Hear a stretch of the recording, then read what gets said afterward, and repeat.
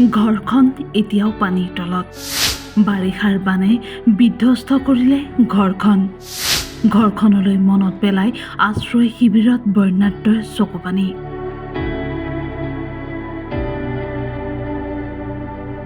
সপোনৰ ঘৰখন থান-বান হ'ল।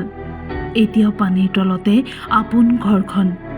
হাতীমৰা মথাউৰি ভাঙি কলিয়াবৰত সৃষ্টি হৈছিল প্ৰলয়ংকাৰী বান। বানৰ কবলত পৰিছিল কলংপৰীয়া হাজাৰ হাজাৰ পৰিয়াল। নিজৰ ঘৰখন এৰি এইটো আশ্ৰয় শিবিৰতে দিন পাৰ কৰিছে এই লোকসকলে। আশ্ৰয় শিবিৰত দিশহাৰা হৈ উচুপিছে বহুতো পৰিয়ালে। আমাৰ চবেই গ'ল আৰু একোৱেই নাই এতিয়া বৰ্তমান থাকিবলৈ। এতিয়া সুবিধাও বহুত অসুবিধা আৰু ক'বলৈ মানে মোৰ ৰাস্তাই নাই।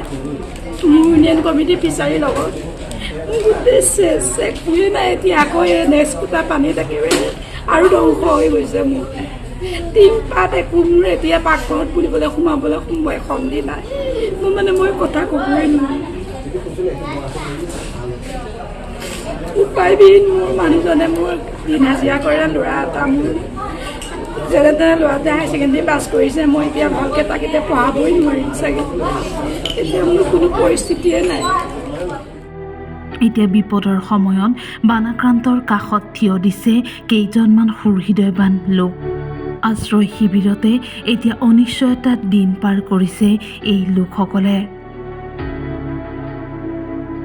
কলিয়াবৰৰ পৰা দীপু বৰাৰ ৰিপৰ্ট, টাইম 8।